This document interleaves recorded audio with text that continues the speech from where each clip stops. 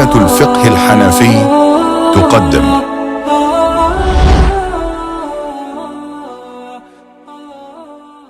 Assalamu alaikum wa rahmatullahi wa barakatuh. Welcome to this fourth session of the Usul al-Fiqh for the Wise University and delivered by White Thread Institute.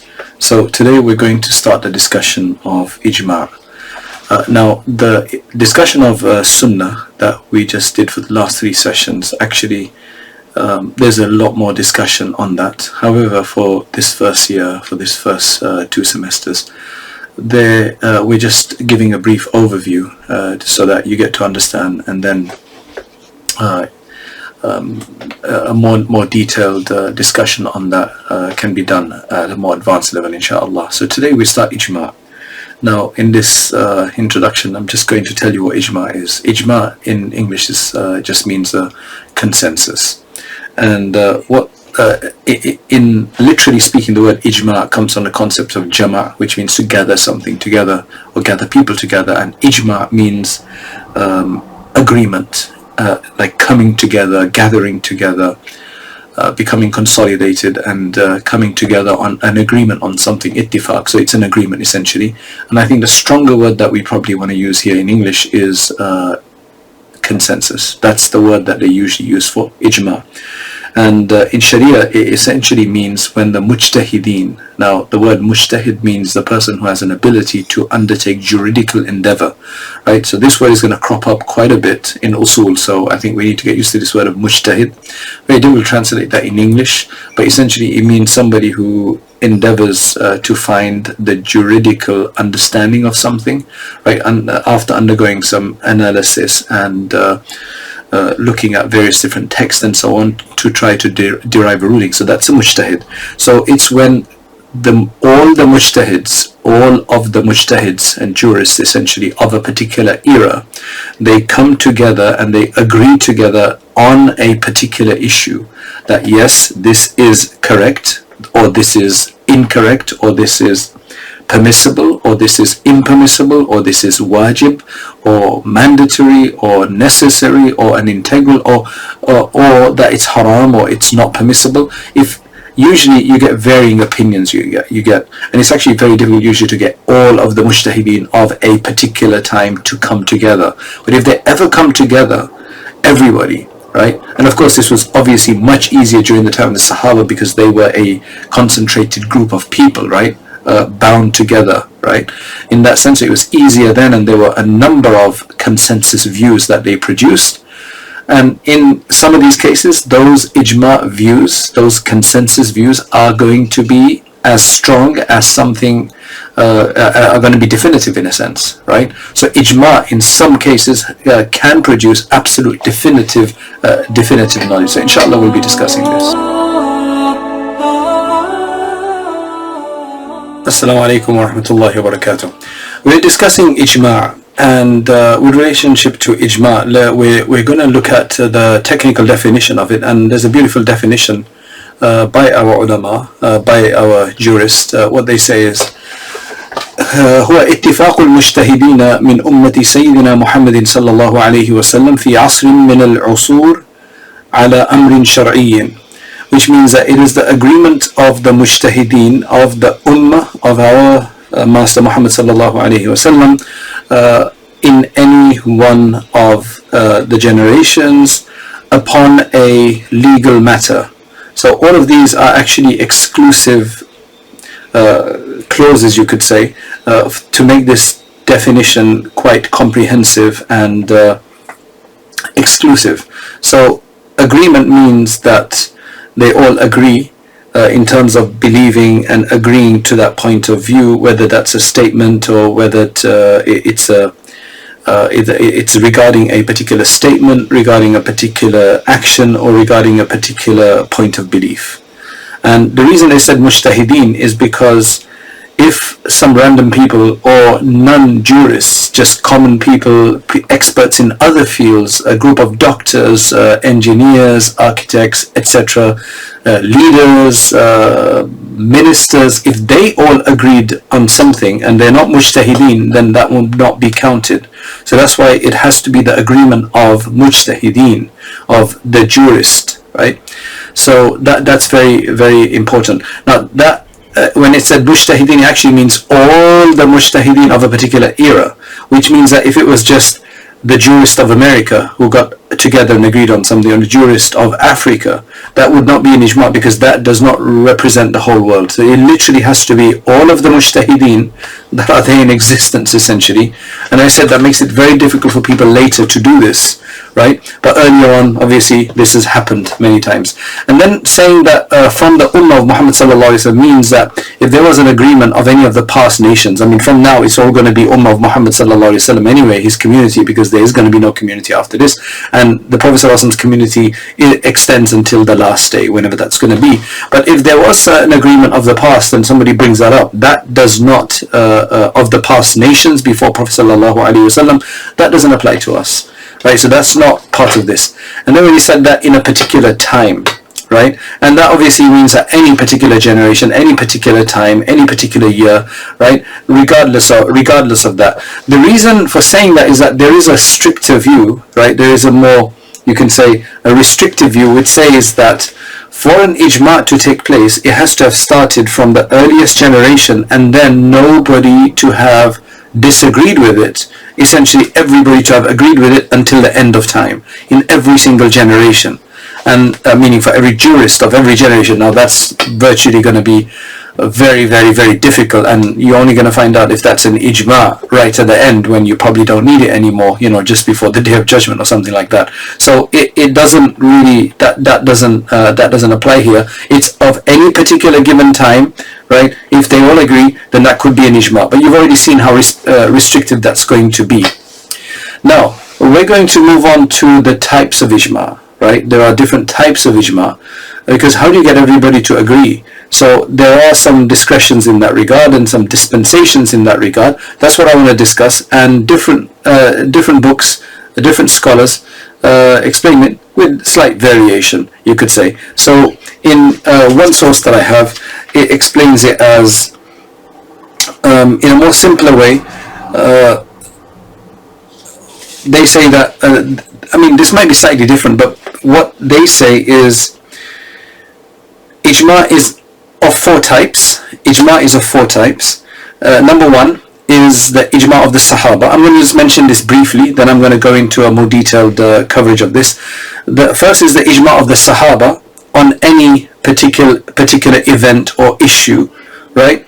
For example, all the Sahaba agreed that Abu Bakr as-Siddiq radiallahu anhu is going to be the next Khalif. So they all agreed to make him the next Khalif after having some discussion, and there were different possibilities here. One from somebody from the Ansar, they wanted somebody from the Muhajirin, and then after that they all agreed that Abu Bakr radiallahu anhu is going to be the next Khalif after the Prophet sallallahu alaihi wasallam departed this world. So that's the ijma of the Sahaba. Now the ijma of the Sahaba holds a very, very specific position, which is that it is qat'i, it is definitive, and it is the same as a verse of the Quran. You know, for all the Sahaba to agree to something, right, that means it's just as good as a verse of the Quran in that sense, right?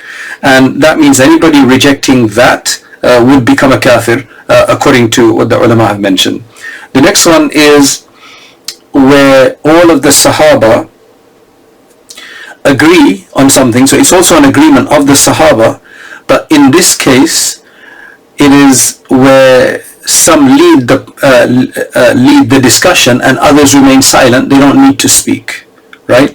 This is called al-ijma' as-sukuti. This is a very brief level I'm discussing it at here, right? And very high level I'm discussing al-ijma' as-sukuti, which means a tacit ijma', a silent ijma', a silent consensus. So this is, for example, in time of Abu Bakr as-Siddiq radiallahu anhu, he faced a challenge, which was that there was a group of people, among other groups. One of them said, we don't mind staying Muslims, but we don't agree with zakat, so we're no longer going to pay the zakat, the charity, the alms. And the Prophet and Abu Bakr radiallahu anh went against them, and this was by agreement of everybody. Nobody condemned him for doing that, right? Of course, he consulted with the big ones like Umar radiallahu and others, and some had verbally accepted it and others had tacitly accepted it. So that's the second, that is the second level when it comes to the Sahaba, for example. And again, this holds the same ruling as the first one, which is that it is considered to be definitive. And however, it's considered to be definitive enough, but its rejecter or denier, you can't call him kafir, right? You call him something else, but you're not going to call him a kafir because this is just that slightly lower level than the first one. Number 3 is going to then be the ijma and consensus of any generation after the Sahaba. And this particular one in Mabadi al-Usul, they have mentioned this in 2 different ways. So they've got category number 3 and 4 slightly different. 3 and 4, which are similar in one aspect, in the sense that this is an ijma of people after the Sahaba, and the third one says that it's an ijma in something that no opinion, لم يوجد فيه قول السلف, that there's no opinion found about that issue from the Salaf, which means that it must be a newly occurring issue, and there's no direct opinion regarding that for or against from any of the Salaf. However, the ulama of that particular time, 150 Hijri or whatever it is, right, they agree that it's going to be like this. It's going to be a yes or no, or wajib, or permissible or not permissible, or whatever the case is. Now this one is obviously going to be a lower level than the ones of the Sahaba. This is going to be similar to al-khabr al-mashhur, the mashhur narrations that we spoke about, where they do provide some kind of satisfaction, not definitely definitive conviction, but they provide a satisfaction, not conviction, and that is obviously why anybody who denies that cannot be called a outright kafir, although they're going to be blameworthy for disrespecting that. And then the fourth one would then be their agreement on one of the opinions on something that somebody's already stated from the Salaf, from the predecessors, the first 2-3 generations. If there have been various views and then the later, the scholars all agree, the mujtahideen all agree that we're going to go with that one particular opinion. We're going to disregard the others. They're going to have to be able to agree on one of them. This is when something does exist. So really the difference is that the third one says that there was no opinion before, nobody had legislated anything or given an opinion about that. And the fourth one is that there were already opinions, maybe a variety of opinions, and the mujtahideen have preferred one of them and everybody has accepted it. So in that case, again, this would necessitate that you follow it, and it would be a dalil for us, it would be evidence for us, and it would be imposing on us, and it would still be superior to taking a qiyas in that matter. It would be superior to doing any qiyas and analogy in that matter, just like usually the way we treat khabr al-wahid. So that is the one way that some books will explain this. There's different ways that they've explained it, and this is one of the ways that the Mabadi al-Usul, at least, taking from other books, that's the way they have explained it. Now we're going to, inshallah, we're going to be looking at other ways that they have explained this as well, so that you get a bit more of a detail about this, inshallah. So for now anyway, just keep that in mind, and inshallah we're going to look at the next section, inshallah. Okay, so now I'm going to look at the different types of ijma from another source, which is the Masar al-Wusul ila Ilm al-Usul, which is Sheikh Salah Abul Hajj from Jordan, from the Wise University, who teaches the Arabic BA course in Hanafi fiqh. So the way he puts it out is that he overall categorizes ijma into 2 sections, right? The types of ijma. One he calls azima, and the other one he calls rukhsa. So he's saying that the first one we would term as the optimal ijma. Azima usually refers to here as the optimal ijma, and the second category is the rukhsa, or the dispensary the one that is concessionary, dispensary, suboptimal or secondary form of ijma, you can call it. So let's look at the first, the optimal ijma first, and that one has two ways that this comes, and essentially this is, you can say, a slight rehash of you can see the overlaps between this categorization and the previous categorization. And remember, this is things that we're doing later on, right? In hindsight, we're looking at how things have been done before, and while this is, you know, you can say hypothetically still possible, but let's look at it. You'll understand better once we've discussed the. So he's saying that the optimal one has two ways of going, two faces. He says laha wajhan, actually, right? One is التكلم بما يوجب اتفاق الكل على الحكم. This is where a statement is made regarding which necessitates, you can say, regarding something which necessitates the agreement of everybody on a hukm. So everybody verbally states, yes, we agree with this. This is what our opinion is. This is what our judgment is, right? So for example, in Arabic they'd say أجمعنا على هذا. Like, we have agreed to this. We have all agreed to this in unison. They all, no, not in unison. I have to say it synchronously, in, you know, all together in one breath. But essentially, they all have to agree. That's all the mujtahideen of a particular area. That would be called ijma' qawli, right? That would be called a consensus by words, right? It'll be a verbal ijma'. It'll be a statement of consensus, right? That's when they all agree to that. Whether that be that we agree that it's permissible or that it's impermissible, or whatever that opinion is, halal, haram, whatever the case is, or that something is void or something is valid, whatever the case be, right? That is the first phase of it. The second phase of this optimal one, he said, is where they all actually start practically putting into action something, or physically prohibiting something. It'd probably be putting into action something. For example, they all, and this I would find is very, very difficult I would find this like something very difficult for everybody to do, because why would everybody do it? For example, if they all started trading in a particular way, meaning they started all applying a particular model of trade or a particular model of farming, right, where there may have been a slight difference of opinion or whatever. Now they all started farming that way, muzara, or they all went into and entered into partnerships in a particular way, right, in a particular model with particular agreements, right? That would be ijma' on them, ijma' from them, or consensus from them that they agree to this and that this must be permissible, right? So they must all do that same action for that action to be considered to be permissible, right? So that is, there's no doubt that these two are considered optimal, and their hujjiyah, their provability, their being proof, is definitely agreed upon according to all fuqaha and all mujtahideen, right? So these are the optimal ones. Now let's discuss the non-optimal ones, inshallah. The non-optimal ones, or you can say the ones which, the discretionary ones, that is also of two types. And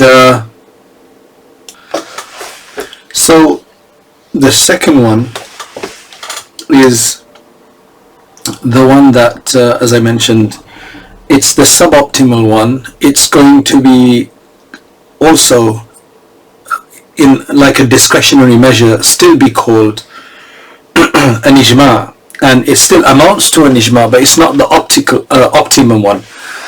Again, there's two types of that, or the two ways of that, and they're very similar to the previous two, except that in this case, there's some people who don't voice their opinion, in the sense that it's the tacit approval which we did in the first categorization. It's very similar to that one, actually.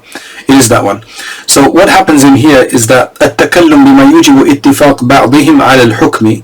So there's some of them, they openly declare it, that this is what we feel about this issue, this is our judgment about this issue. After their judgment reaches the rest of the mujtahideen, they remain silent. They don't have a reason to reject it. So they don't reject it. Now, how long do you wait for their rejection? Because it could reach them today and they don't say anything, but they might need time to ponder over the matter, reflect over it, study it, and decide what they want, what they feel about it. So what this assumes is that they're given enough time to ponder it and consider it. That could be a few days, a few weeks. If it's a very, very complicated issue, it could be a month. So let's just say even after 6 months or even a year, there's no rejection that comes from that. So that means that they've pretty much all agreed now.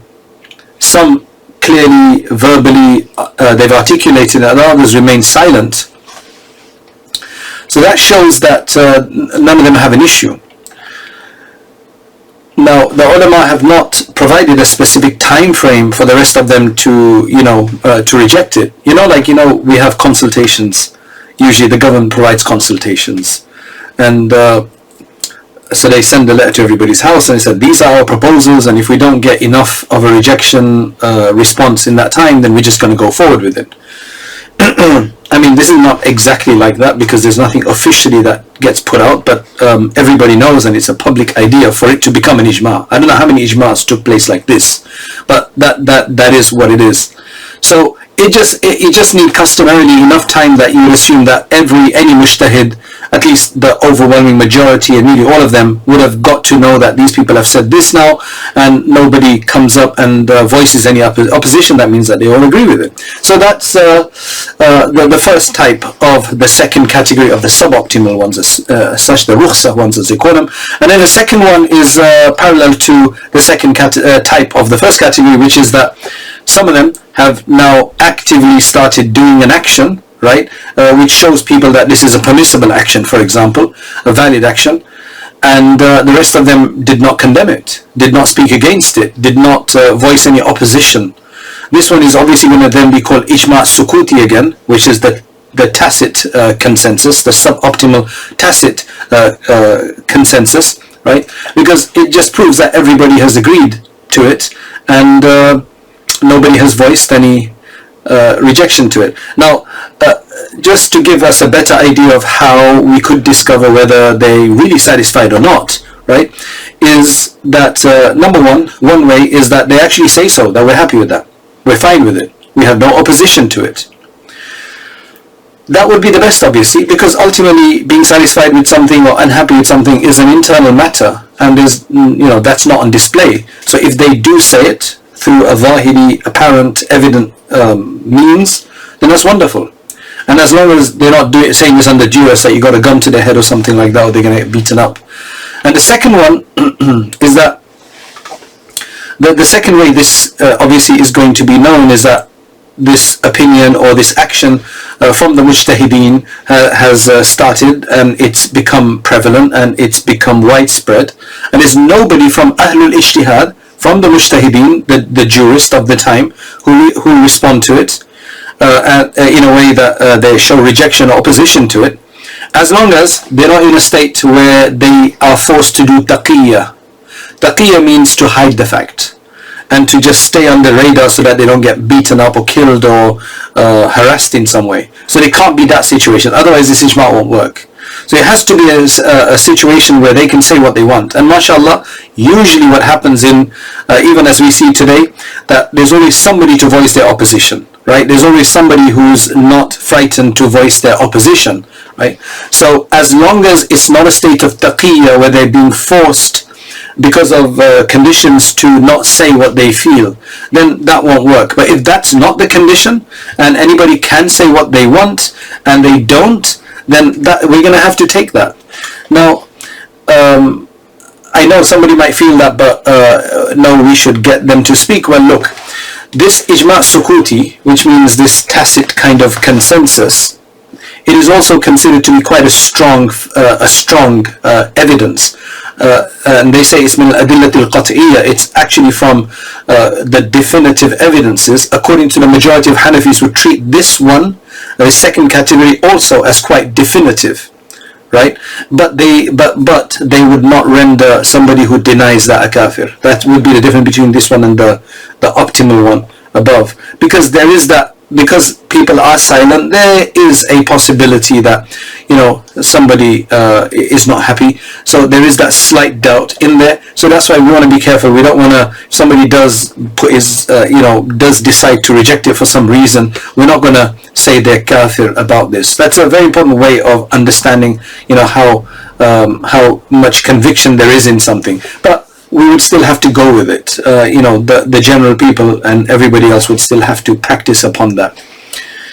So I hope, that makes that clear, inshallah. The justification of this type of ijma, the consensus, the tacit one, where some people have remained silent and not voiced any opposition, and why we've agreed with this is, this actually obviously is very different from the first one, where pretty much everybody agrees and puts in their approval. So this one is where everybody doesn't, but we've still, the ulama have still considered this, and the ummah has still considered, the Hanafis have still considered this because of necessity, because sometimes you just can't have it where you can get an opinion and get everybody to actually sign on the form, sign on the agreement or something like that. So that's why this has been a discretionary practice or discretionary approach, that we accept this. Otherwise, what's going to happen is that if we don't accept it, then while we may say that some people have stayed silent, but mujtahideen and jurists and Muslims in general, especially people in a position like this, are not allowed to stay silent. They have to, if they see a wrong, then based on the hadiths that tell us this, that as a Muslim, as a believer, you must voice your opposition, especially if it's a matter of this and you're considered and you're worth your salt as a jurist, then you have to, you would have to voice an opposition. So we're taking their value based on that. If they don't voice their opposition, then that means they don't have an opposition. Because if they're worth being a jurist, then they would have voiced their opposition, because there's not a state of compulsion. It's not a state, it's not a state of coercing somebody. There's no fright. There's no oppression. There's nobody being wronged in this case. There's nobody with a gun over your head as such. So that's why they must voice their opposition, and if they don't, then that's bad for them.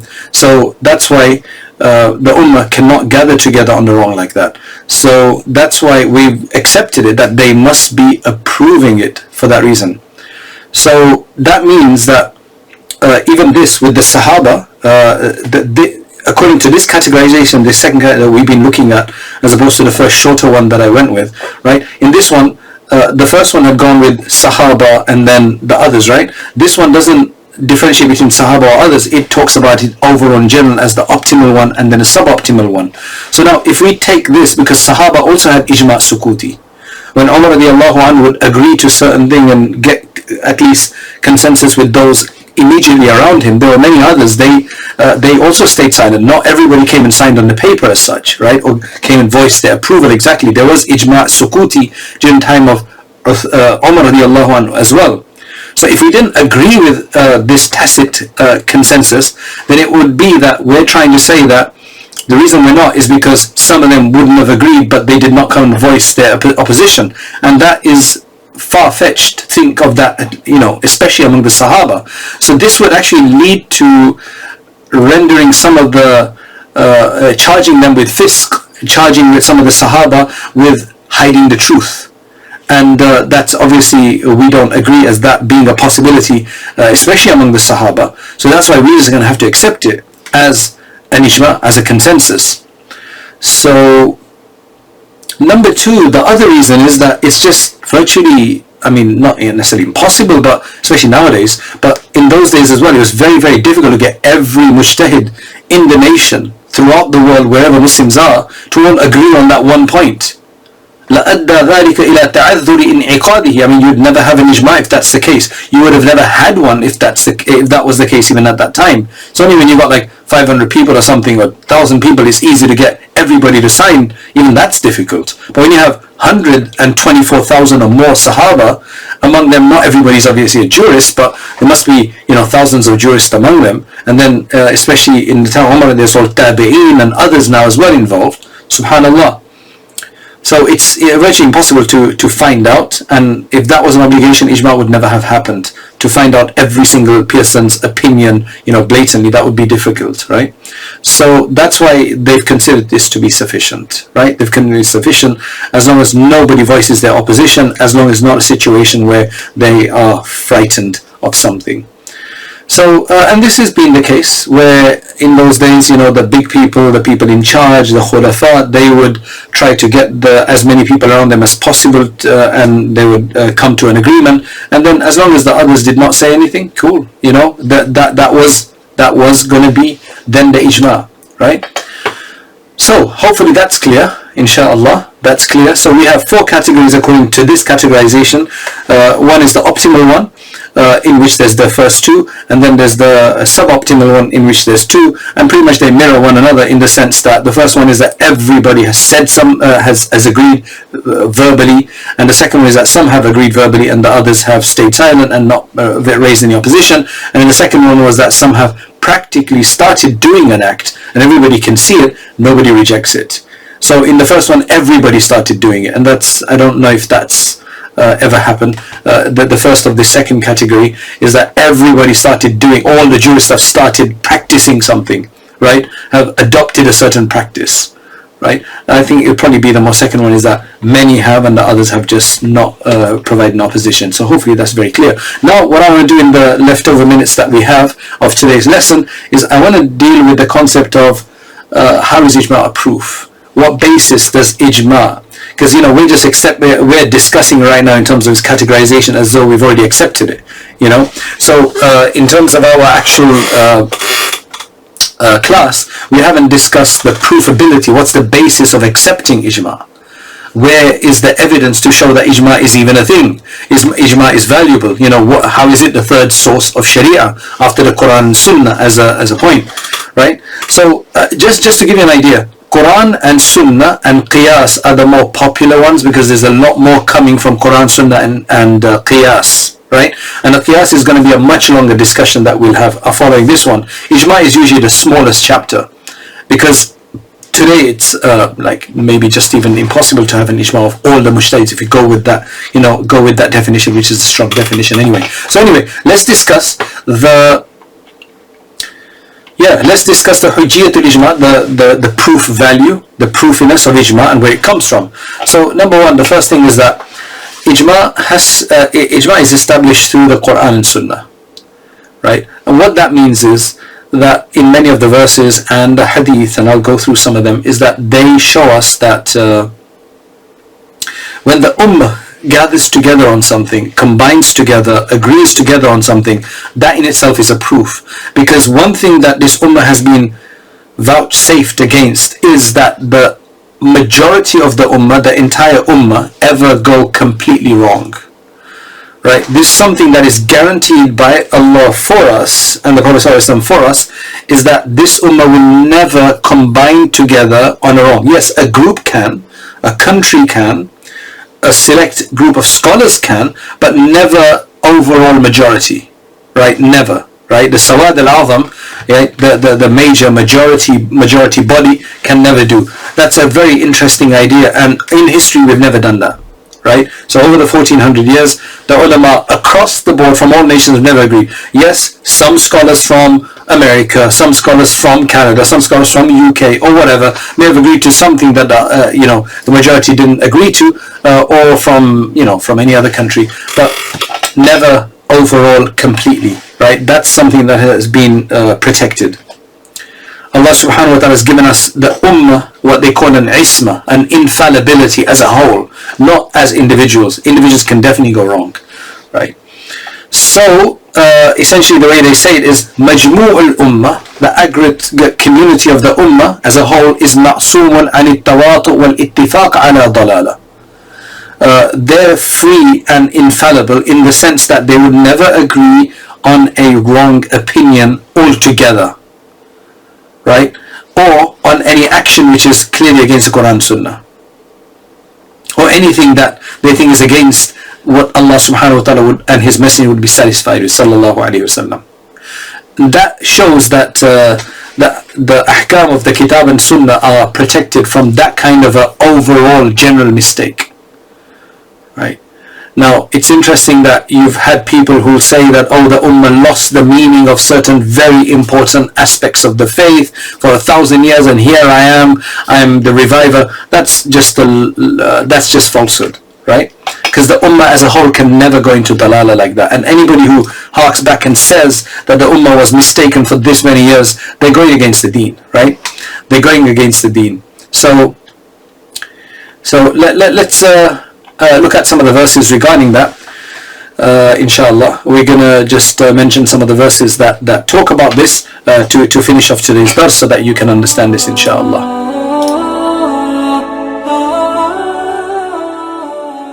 To finish off today in this discussion, Allah subhanahu wa ta'ala says, وَمَنْ يُشَاقِقِ الرَّسُولَ مِنْ بَعْدِ مَا تَبَيَّنَ لَهُ الْهُدَى وَيَتَّبِعْ غَيْرَ سَبِيلِ الْمُؤْمِنِينَ نُوَلِّهِ مَا تَوَلَّى وَنُصْلِهِ جَهَنَّمَ وَسَاءَتْ مَصِيرًا. Now, this particular verse is from Surah An-Nisa, verse 115, right? I'm gonna translate this to you so that you can understand what this verse says. And whoever opposes the messenger after guidance has become clear to him, whoever opposes the messenger after guidance has become clear to him, and follows other than the way of the believers, that part is the important part, follows other than the way of the believers, we will give him what he has taken and drive him into hell, and evil is, and that is evil as a destination. So that's the first verse. That just shows you that, it shows that anybody who goes against the way of the Muslims overall, that way of the Muslim, can you see how important that is? That Allah criticizes, condemns the person who goes against that. The second verse you probably heard, Surah Al Imran, verse 110. كُنْتُمْ خَيْرَ أُمَّةٍ أُخْرِجَتْ لِلنَّاسِ تَأْمُرُونَ بِالْمَعْرُوفِ وَتَنْهَوْنَ عَنِ الْمُنكَرِ وَتُؤْمِنُونَ بِاللَّهِ. You are the best of nations that have been produced and appointed for the people. You command the right and you prohibit the wrong, and you believe in Allah. So again, it's talking about the Ummah as a whole, not about an individual, but individuals in the Ummah as a whole, right? And that refers to people of every time and period. As a whole, they will never go wrong completely. Ali radiallahu anhu says that once said that I said, Ya Rasulullah, if there's an incident that takes place and we have no information about it, we have no guidance about it, there's no command about to do it or to prohibit from it, what would you say? Look at what the Prophet ﷺ told him, right? Imam Haythami has mentioned this, Majma' al-Zawaid, Tabarani has related this, and others. So the Prophet ﷺ said to him, شَاوِرُوا فِيهِ الْفُقَهَاء وَالْعَابِدِينَ. Interesting. Go and consult in there the jurist and the abidin.